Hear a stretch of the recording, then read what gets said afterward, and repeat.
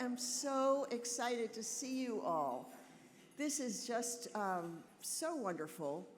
I think many of you know that a few months ago we opened the RSVPs for this breakfast, and 15 minutes later this room was sold out. So our wonderful friends at Simpler were kind enough to say, well, let's get some more seats. Let's open another section of the room. So we still had a waiting list of 160 people. So thank you all for being here. Thank you for joining us. And we hope we have for you, well, we say this every year, just a magnificent program. I'm really excited about this one. Well, as always, I'd like to start with saying a great big thank you and welcome to our wonderful ANA and ANCC friends who are here. They have been welcoming DAISY to this conference since 2009. And I can't tell you the impact that being associated with ANCC and ANA has had on our growth around the world. So could our ANA, ANCC friends please stand? Thank you so much for everything you do for us.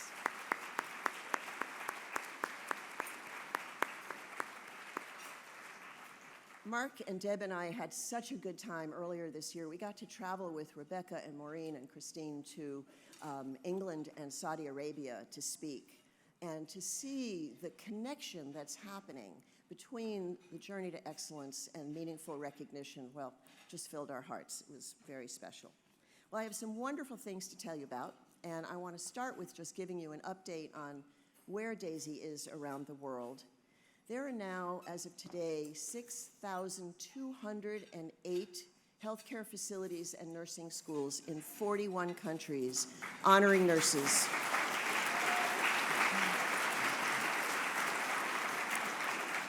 For incredible, extraordinary, compassionate care. And you all are members of a truly global community. Mark and I have been traveling quite a bit, and we get a chance to see what DAISY looks and feels like in other countries. And it looks and feels like the same thing everywhere we go. Compassion is the universal nursing value, and seeing it celebrated is just, it just touches your heart.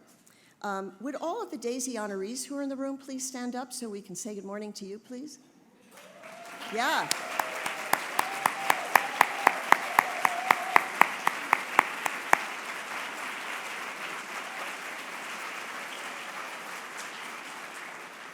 So you are among 210,000 nurses who've received the DAISY Award so far, and that comes from over 2.5 million nominations that have been written. 2.5 million times a patient or a family member or coworker has stopped and taken the time to share their perspective on the difference you've made in their lives. So we've learned long ago, our family, that we're not the only folks that need to say thank you to you. 2.5 million nominations. And I want to mention another one of our special honorees, Marga Kasim. Are you here this morning, Marga? She is one of the 20 recipients of a DAISY Conference Scholarship, and she chose to come here.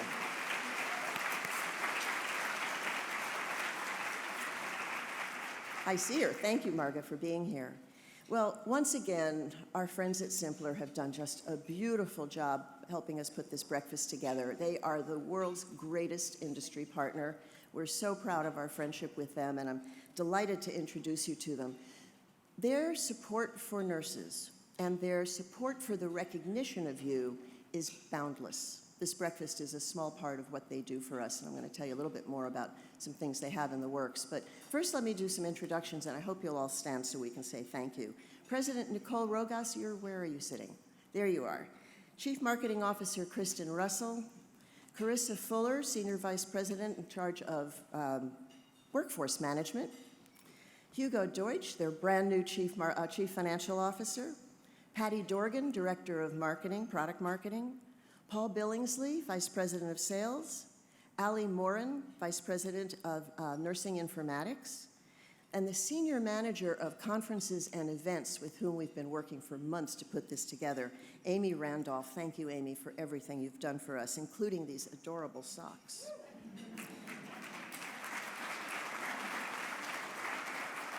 And I know for you she goes without any introduction, but most special, the Chief Nursing Officer, DAISY board member, and very recent DAISY Lifetime Achievement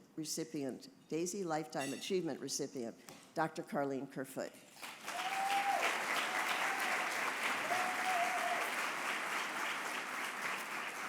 And last, but never least in our hearts, at the end of the program, you're going to get a few minutes with the CEO of Simpler. His name is B.J. Shaknowski. He is a wonderful friend of Mark's and mine and of yours as well. His support for nursing is, as I said before, is just boundless. He has a heart the size of Illinois and a brain to match. He is so generous to us and to nursing through the work that we do together. It just touches our hearts, and I'm just so grateful for our friendship, BJ. I can't wait for you to share your thoughts with this beautiful audience. You have propelled our mission forward, and one of the ways that Simpler has doing that is they have created 3, I hate to call them videos because that sounds like TikTok. They're 3 mini movies of 3 Daisy stories that talk to the moments that matter in patient care. There's one from City of Hope, there is one from Wellstar, North Fulton, and there's one about the program you're going to hear about today.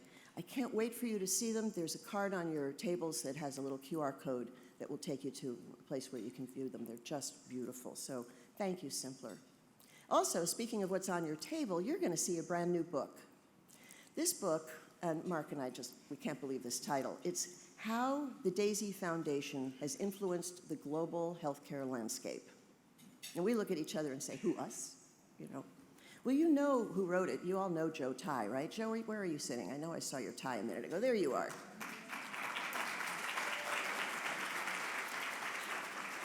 So Joe has been telling us for years that Harvard should do a case study on the Daisy Foundation's growth and impact. Somehow, Harvard never got the message. So Joe took it on himself. When he was teaching at University of Iowa, when he was teaching Masters of Healthcare Administration students, to do a case study for us, or about Daisy. Well, I will tell you that Joe and his students now know a lot more about Daisy than Mark and I do. So soon you will too. Read this book. It is full of pictures, but most important, he's analyzed what has made Daisy successful and sustainable over the last 24 years. We have no way to thank you for the incredible gift of brain power, analysis, and love you have put into this book. Thank you, Joe, and thank you for gifting it to our guests. And by the way, Joe is going to go to the Simpler booth after breakfast if you want him to sign your book. Just make sure he doesn't sign it in the middle of anything because his handwriting and signatures are a little rough. And while you're there, I hope you'll get a picture with the magnificent person-sized daisies that are in their booth once again. These ones are brand new. Somehow Amy managed to get them from Ukraine. There's a Ukrainian artist who makes them for us. And they're just beautiful, and these ones just got over here, so I can't wait for you to see them. Okay, there's one more thing on your table I want to tell you about, and that is something from CeraVe Skincare. So for years I have marveled over the fact that nurses have such beautiful complexions. And now I know why. Have you seen the line at their booth?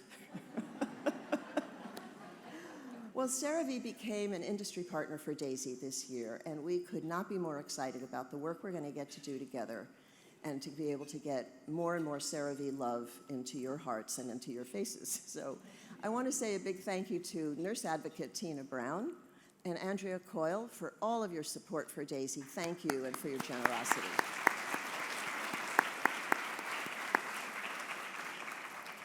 Well, in Daisy's never-ending drive to be relevant and meaningful to you, I have 3 updates I want to tell you about work that we're doing programmatically.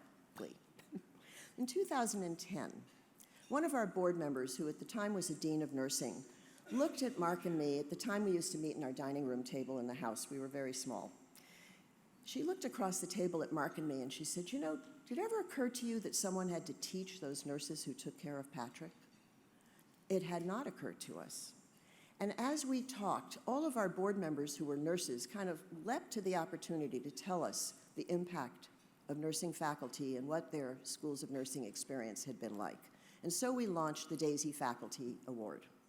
Well, that program is now running in 500 or so schools of nursing around the United States. And what we love about it is it's a way for students in particular to describe the difference that their faculty members make for them, the influence that they have on their practice. We get nominations from alumni who can talk about the fact they have this voice in their ear of a professor or an instructor that they never forget.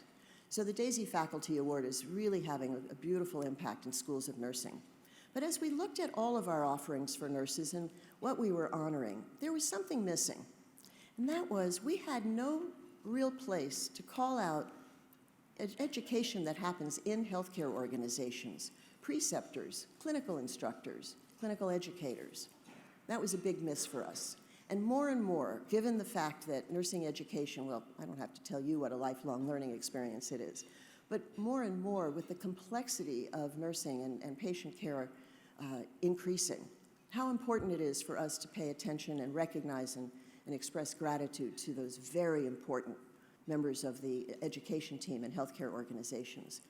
So we have decided, with support from AACN, the Colleges of Nursing, the Organization for Associate Degree Nursing, Sigma, and there's one I'm missing, Sigma and NLN, all of them have gotten on board with our changing the name of the Daisy Faculty Award to the Daisy Award for Extraordinary Nursing Educators.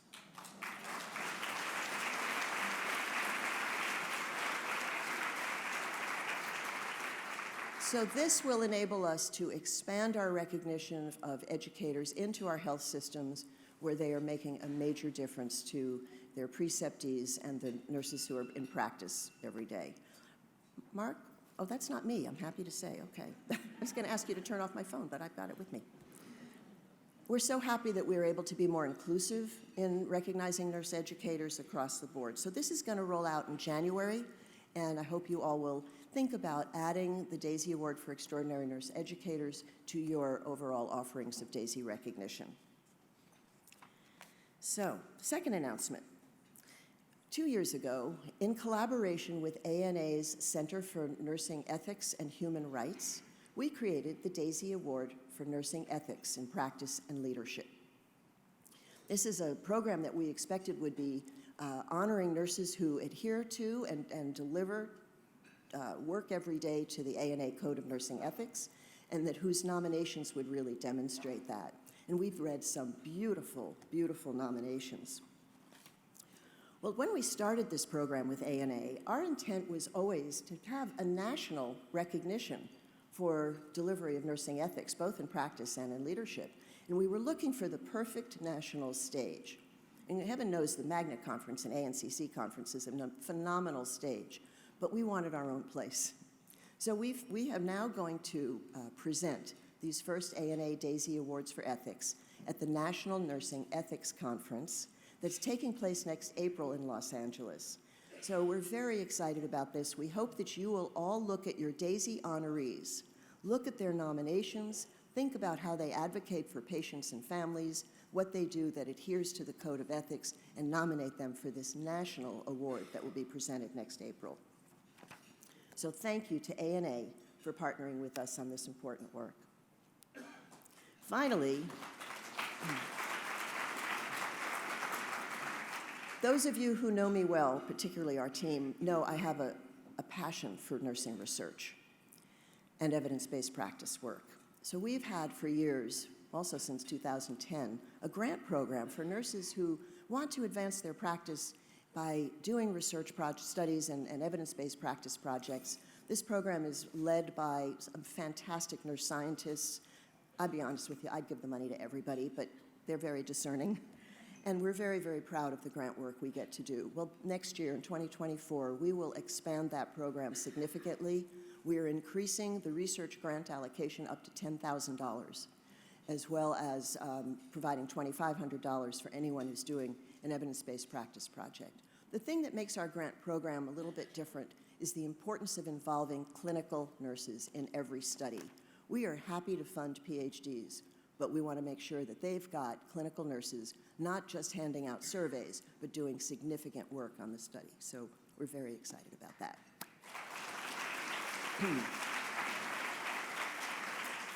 All of this, of course, you'll find on daisyfoundation.org. So before I introduce our speakers, I want to ask our beloved and ever so dedicated Daisy team to please stand so I can say a profound thank you. I think Tina is over there. Tina Barnes-Caraher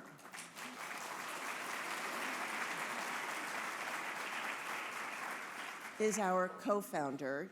I think you probably know she was Patrick's wife. She is our Vice President of Communications and Marketing and event planner superb, as you can tell. And once again, thank you, Tina, for doing a fantastic job putting all of this together. What you don't know is there's another one of these tomorrow. She's done 2 of these back to back.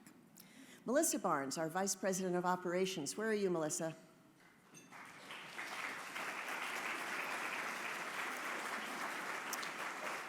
Our Chief Financial Officer, Peter Mayer, is here. He works his tail off for Daisy.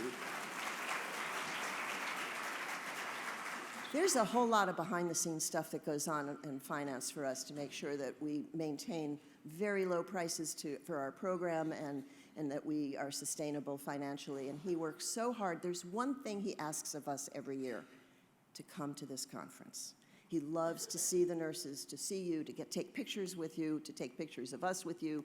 He's just a gem. We love him. He's one of our closest friends. So Peter, thank you. I'm so glad you're here. And of course, who you will be hearing from shortly, our Chief Executive Officer, who knows no introduction, Dr. Deb Zimmerman.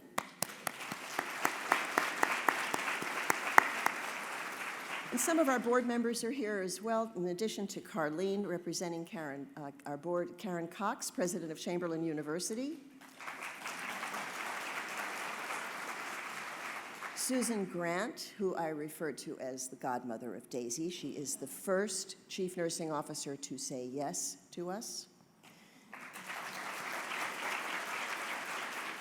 Susan is currently the Executive Vice President of WellStar and their Chief Nurse Executive and Chief Experience Officer. And Daryl Jocelyn, who's the founder of Jocelyn Insight, who has done magnificent research into the impact of the pandemic on nurse leaders. She's done a great deal of research on for the American Nurses Foundation and the Commission on Racism in Nursing as well. And of course, I always love to introduce love of my life, Daisy's guiding light and strategic visionary, my husband, Mark Barnes.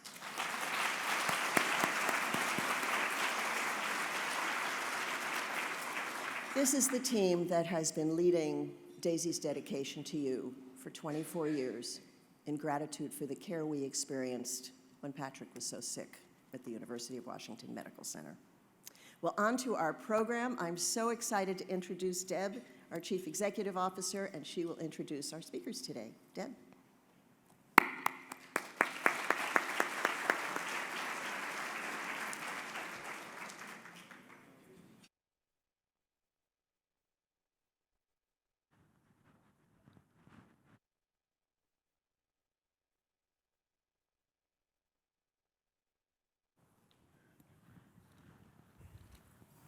Oops. Well, good morning. Morning. We are so thrilled to be with you, and it gives me just great joy to introduce the team from Advent Health Parker. And what we have today, Kate Filibini, Sheree Lawfern, Nicole Elliott, and Miranda Schick.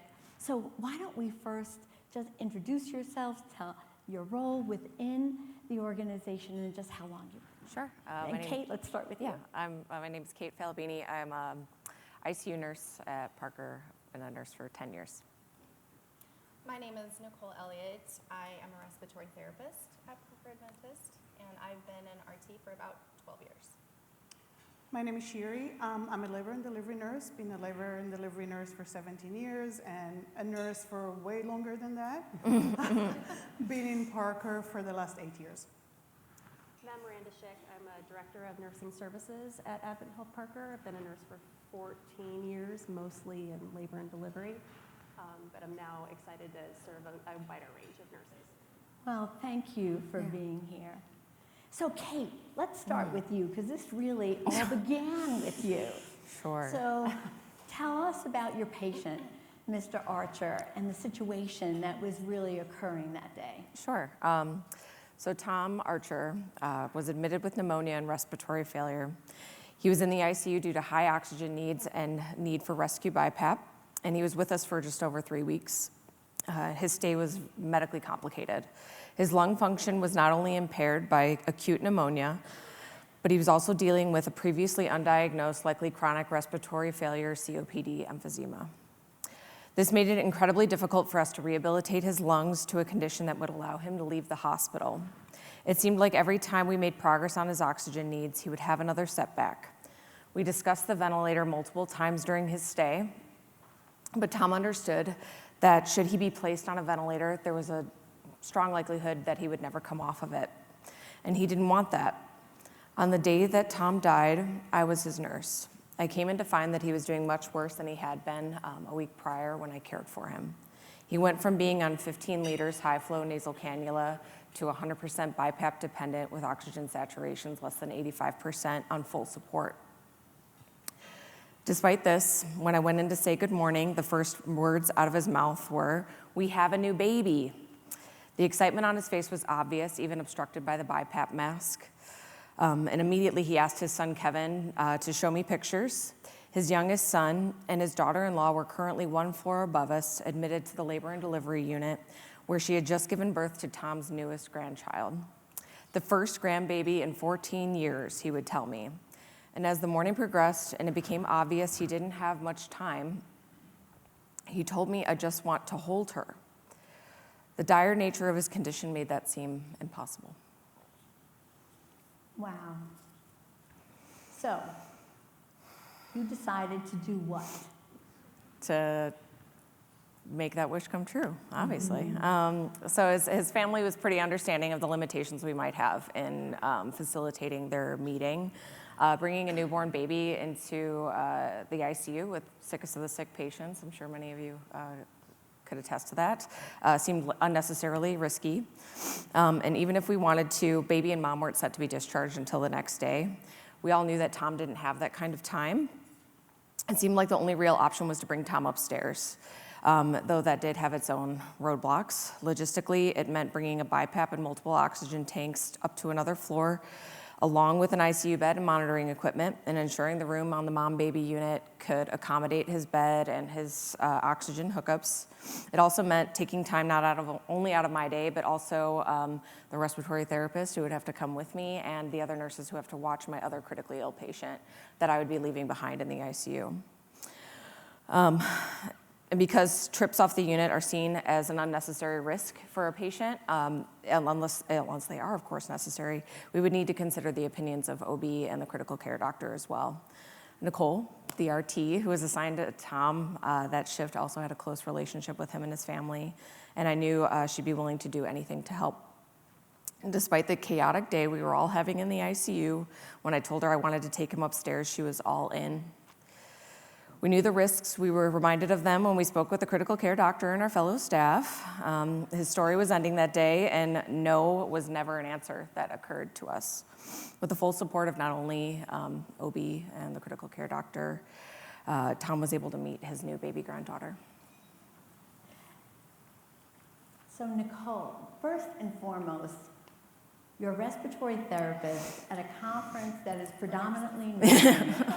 And I just want to pause for a moment because I know all of us in this room appreciate the role of respiratory therapists. Amen.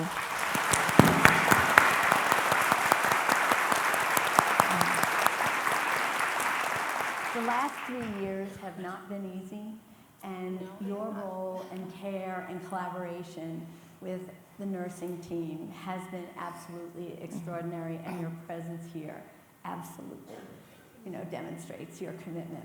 So I'm going to ask you, as a respiratory therapist, you get a call from Kate saying, "Hey, we're going to go up to labor and delivery and postpartum care," and tell us about the complexity of your work and just really the teamwork and collaboration that you have with this team. Well, I was assigned to Tom that morning, and I was told about the baby also when I went in to see him bright and early to check him on his BiPAP. He was very excited. He was super excited, and he's telling me I want to see my granddaughter. And I was like, "Of course you do." So me and Kate started scheming early in the morning. We're like, how can we do this? We had our quick care doctor that day was. he's like a black cloud in the ICU, and whenever he's working, we're intubating this person, and we're taking this, it's just busy. Yeah, literally my other patient, we Yeah. intubated that Yes. morning. So Yeah. I was all by myself. There's only 3 RTs in our hospital, so I had that whole ICU, 15 rooms. And I was trying to figure out how to juggle. How am I going to, pretty much leave all my other vented patients and all my other patients that can't breathe to take Tom upstairs? So I was running around like a chicken with my head cut off, and Kate called and was like, Nicole, we gotta go. Like, it's time. And I'm like, well, thanks for the heads up, I appreciate There it. was a little heads up. So, a little, like little heads maybe up. 5 minutes. I did. He was ready. He was ready to go. I get you. So I actually went to the respiratory manager that was there, and I was like, look, I'm leaving the unit. I have to go. I'm doing this. And I was told, do it. So she made all the plans for us to go upstairs. I packed up Tom and I think I took like 3 tanks with me because the BiPAP was just sucking through him because he was on 100% oxygen. And we went on our merry way up to the NICU, or the mom-baby unit. And then there was the call to Shuri, right? Yeah, Shuri. So what was your reaction? I know, like, our infection control folks, generally when you bring a patient up from the ICU to labor and delivery postpartum, there really isn't a resounding yay. What? Tell us why you said yes and all of the complexity of your care in protecting that babe and that mom and your collaboration with this venture. So we do have guidelines to protect moms and babies, but again, they're guidelines. There's nothing at that point.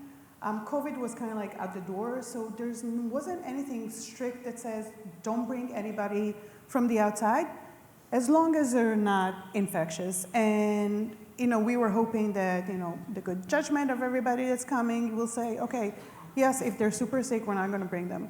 At that morning, we saw Tom just like another grandfather that comes to see his granddaughter and who happens to be a patient downstairs. So we've never looked at him as, he was a patient, he was sick, but it wasn't like a no, he cannot come to our unit. He was super contagious or super sick to come. So how did you support mom and babe to make that possible?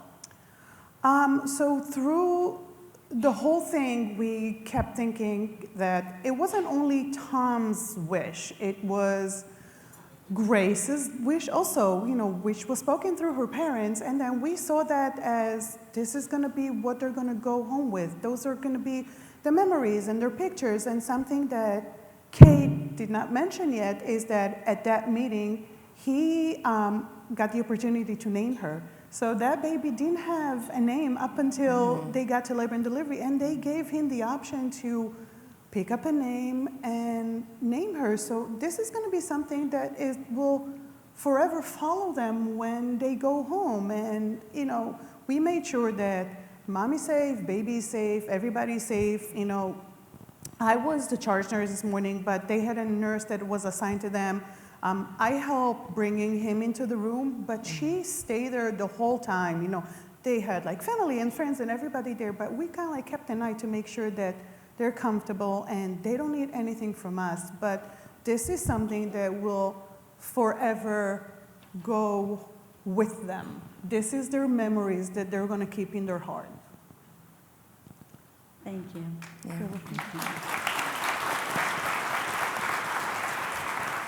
So the first question I asked Miranda when we had the opportunity to meet is, Miranda, when did you find out this? Because Miranda is the director.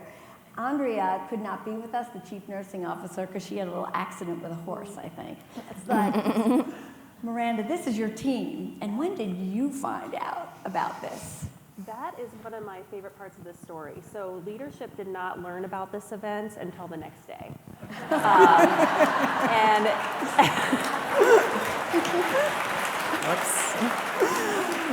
I was there that day. Whoops. And nobody thought to ask me. Oopsie. Whoops. Yeah.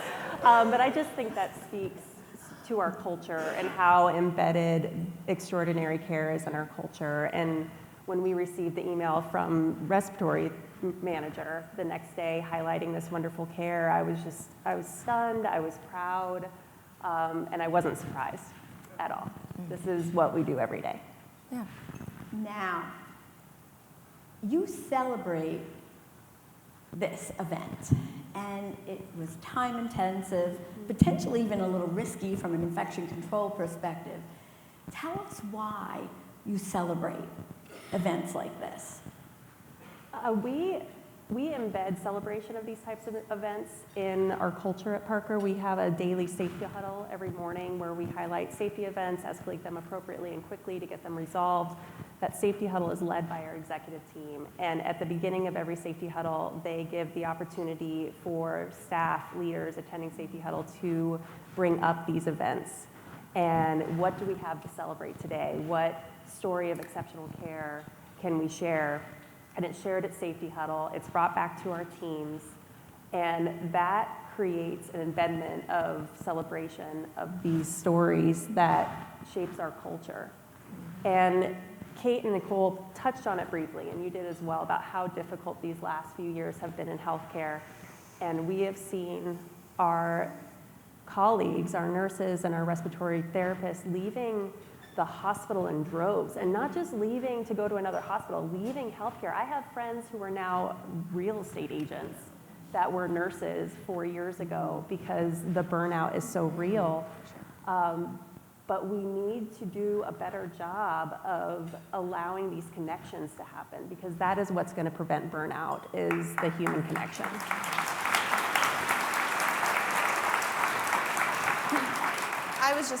I was just gonna say, Parker is, I realize it's my job and it's a hospital, but it's like family there. It really is. Like, everyone knows everyone. Everyone, knows your first name and says good morning and hello. And so I think that's just kind of the culture at that hospital. So what you're saying, it's not only the patient and family who benefits, the whole team benefits from this. Yeah, absolutely. Yeah. So I love the answer to this next question. So why didn't you call Miranda to involve her in this decision? Why didn't you call me? I didn't think we needed to, That didn't even cross my mind. It didn't even cross my mind, And honestly, to not ask mine, Amanda. and Miranda is my direct supervisor. And I never thought that I need to get an approval for that. It's like, it was the human thing to do. Absolutely. And first I didn't, looking back, I didn't think that no, I would have gotten a no, and I don't think that Kate and Nicole would have gotten a no from their managers, but we're like, yes, we have to do it. Yeah, no was never an answer. It's time. It's funny to say, it's time sensitive. Yeah. It's a wish of a dying man, a wish of a family. We had to honor that, not thinking of the consequences. We knew that we're going to keep everybody safe, and no was never an answer. Yeah, I believed in my own skills, and I knew that. I never thought that if I had gone to the ICU manager, if I had gone to a director, I never thought that anybody would tell me no. I mean, who would say no? Who would say no? Right. But I think that there are people who would say no. I mean, we're especially post-COVID, we like you say, we are all a little crispy on the edges, and it's hard to sometimes take those moments out of your day to do that little bit extra. But yeah, it's a really great team there. Well, Yeah. it's a great story. And now we want to show you a video of the real story and meet the family. It's not that easy, you guys. Okay. All right. Hold on. I'm just trying to keep tight. We swing the end that way? Yep.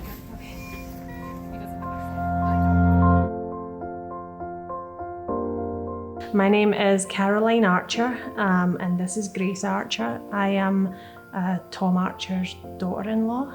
I'm married to his youngest son, Mark, and this is Tom's youngest granddaughter. Grace is such a significant part of Tom's story because Tom was admitted to the hospital when I was 37 weeks pregnant with Grace. We had to come to the hospital because my husband collapsed on the stairs. Tom was a people person.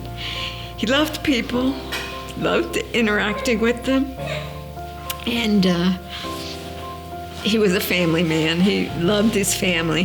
His care at the hospital was extraordinary, even when as things turned.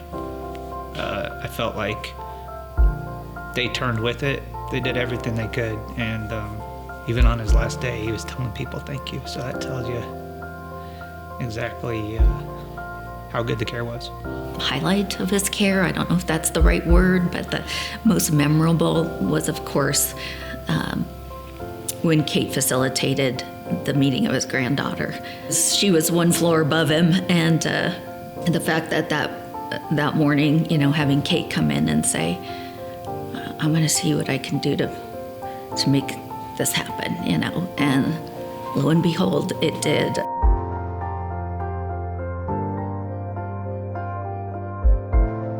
It was an amazing thing to observe when they came and took Tom in that bed with all the wires and all the oxygen tanks that he needed to meet Grace.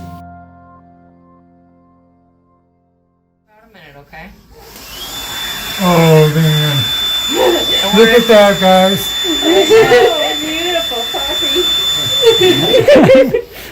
Better give her a kiss while you can. No, I probably shouldn't. Too much. Don't get too upset.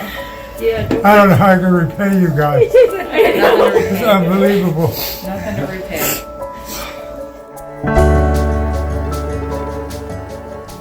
Obviously, when you lose someone, it can sour your feelings on a place, and you go through all those emotions.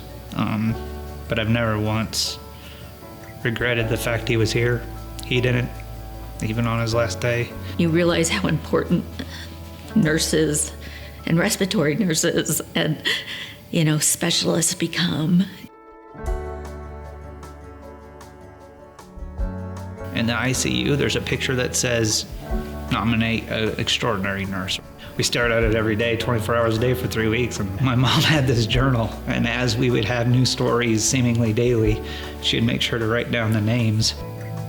You know, it's difficult to capture all the variety of personalities that were part of this story because he had so many caregivers. Each night they would change, each day they would be someone different. But even when they weren't on duty, maybe they were on a different floor, they would come by to say hi and see how you doing. It was just people taking the extra steps, the extraordinary steps of being outside of themselves, caring. I'm very grateful to the hospital and all that they did for us as a family, for Tom in particular. And Tom's the reason I'm here, because he would want every one of them recognized. The whole experience meant a lot, you know, to me. It was probably one of the hardest but nicest moments in our life. At that point, she didn't have a name,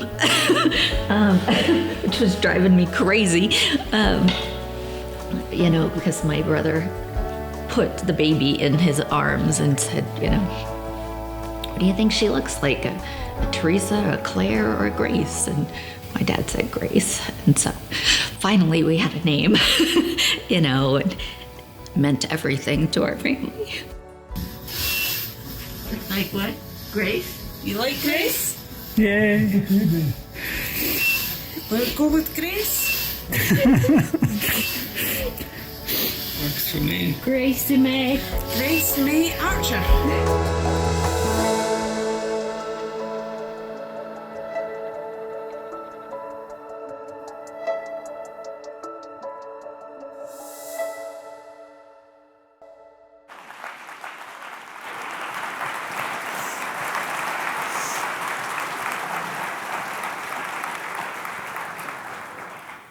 So Kate, tell us the rest of the story and what happened after that visit. This is the sad part. When we returned to the unit, the family surrounded his bed, and I held Tom's hand. As we discussed next steps, we spoke about comfort care and how we could take off the mask and how we would administer medications to help with his pain and his shortness of breath. He and his family asked about how much time he would have, whether or not he could eat or talk to them. I answered their questions, but it broke me to ask him if he was ready. I don't make a habit of crying in front of my patients. As ICU nurses, we learn to store ourselves away. For me, I file each difficult to process patient's relationship in little drawers in my head, tiny drawers covered in dust. I'd rather never read again than dig through the drawers to find a resolution to so many sad stories. Tom has his own drawer and it's overflowing. I started the morphine, and when I passed off care and report, I told him I would see him in the morning, knowing he'd be gone in a matter of minutes to hours. I just couldn't say goodbye. Part of me wanted to stay and see it through. Part of me is glad his bed was empty when I returned to the unit at 6 o'clock the next morning, after a night of little sleep. I don't know who I would be today if I was the one who had to tag and bag him, if I was the one who had to put her stethoscope on his silent chest. Grief is strange when it doesn't technically belong to you. But that is being a nurse, giving of ourselves to the lives of those we barely know. On this day, we had the unique privilege to share in both one of the darkest and brightest days of this family's life. Most people will never see what is really required of us as nurses and respiratory therapists. Tom and his beautiful family saw it, and perhaps that is why they decided to memorialize him through the care we provided at his end.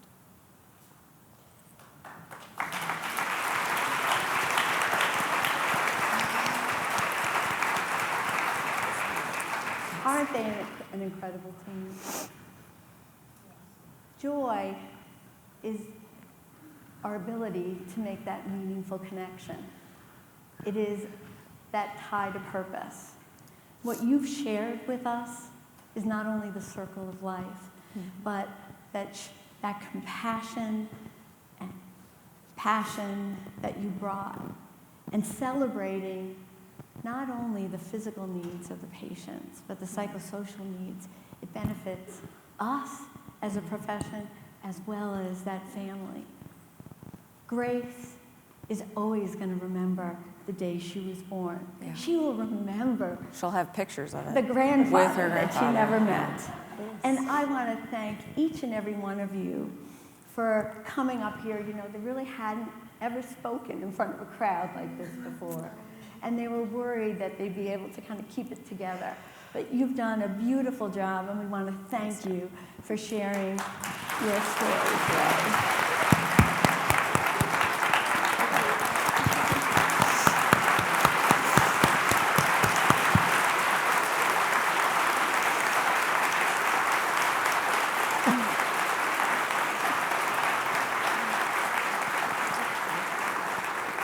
So that's it, guys. So I have the pleasure, and It's hot. they're going to exit right this way. I now have the pleasure of introducing you to the CEO of Simpler, who is the man who brought this team up, who is not a nurse, but sure has the heart, soul of a nurse. BJ, come on up and give us a few words. Thank you.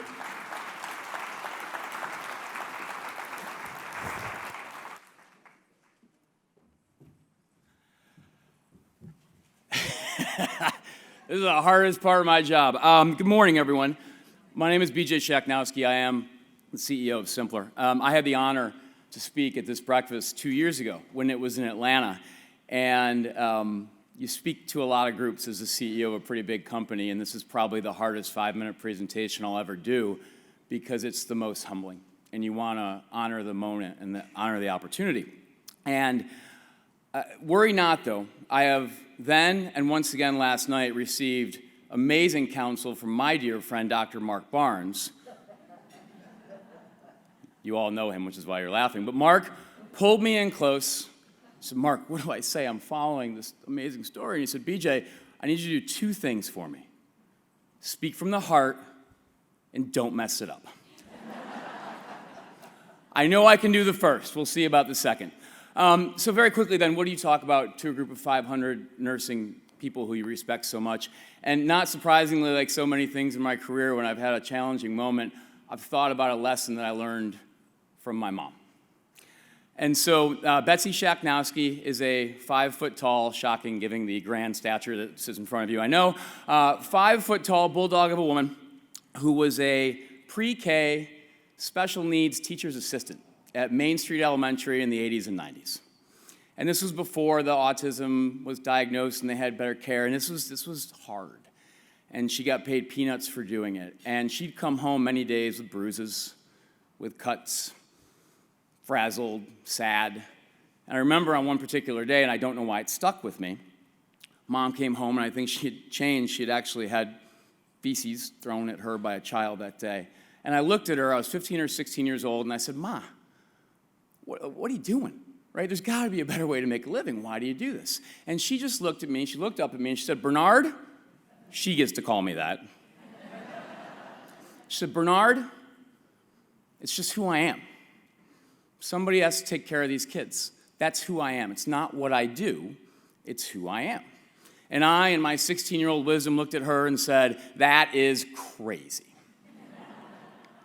Fast forward 10 years, fast forward 20 years, fast forward 30 years. For some reason, I'd go back to this moment, and I'd always think, what you do, who you are. What you do, who you are. They're the same thing. I love my job, I'm proud of it. What I do is who I am, blah, blah, blah.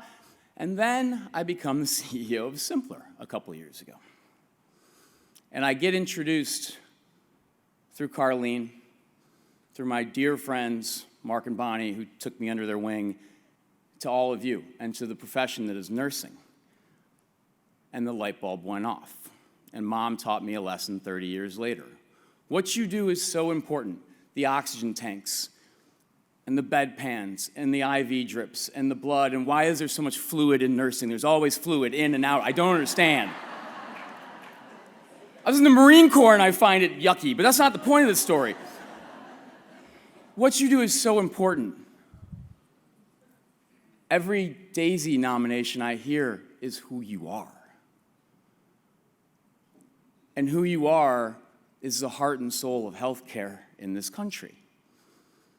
And you translate that to Daisy. What they do is so important. The recognition and the trophies and the employing of the tribe in Africa to make them, and the Cinnabon and all of it, and Mark's hair, that's what they do. But who they are people who took from darkness and created light, took tragedy and created hope and purpose and gratitude. They're probably the most amazing human beings I'll know, sorry, Mom, in my life. And who they are is what we should all aspire to be. And you bring that to little old Simpler. And what we do, we build software. We try to give you more time back in your day to have moments like this. But that's not who we are. So in front of all of you, I want everyone to hear this. It's on a video somewhere. I'm sure, Kristen's got her phone out, and this will show up on social 19 times later today. But wherever Daisy is needed, and whatever they need from us, financially, humans, time, you call, we will answer. We will always be there for you. That is who we are.